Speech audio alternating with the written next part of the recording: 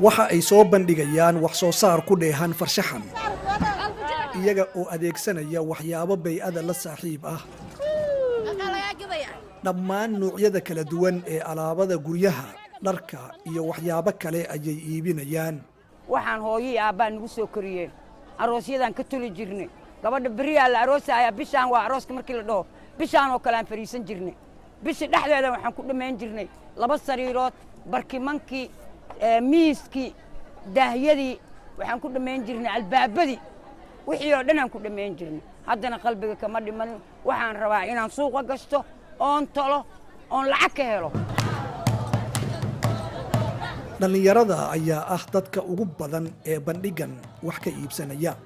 waxaa iibsaday iban oo la sharaxay isla markaa calanka laga taagay waxaa u iibsaday koow inaa guriga ku sharaxdo labo inaan hablaha ku dhiirigeliyo in wax laga gato maadaama ay bandhig sameeyeen barnaamijkan waxaa loo bixiyey xamar ayaa lagu sameeyey ujeeddada ugu weyn ee laga leeyahayna waa in la dhiirigeliyo wax soo saarka dalka kasokow in bandhigan uu shaqo abuur u yahay haweenka Soomaaliyeed isla markaana lagu dhiirigelinayo wax soo saarka gudaha sidoo kale waxaa dhalinyarada lagu xasuusinayaa dhaqankii awowayaalkood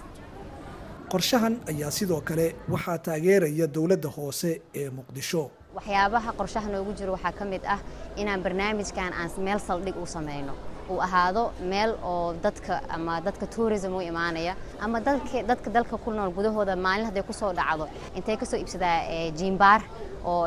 aan gurigeyga dhigan karo inay meel cayiman ee leedahay dadka imaan karaan ay ka iibsan karaan wax kasta oo soo saarka dalka ah inta badan dadka halkan ayaa rajaynaya in qorshahan uusan shaqo abuuris kaliya ku ekaan doonin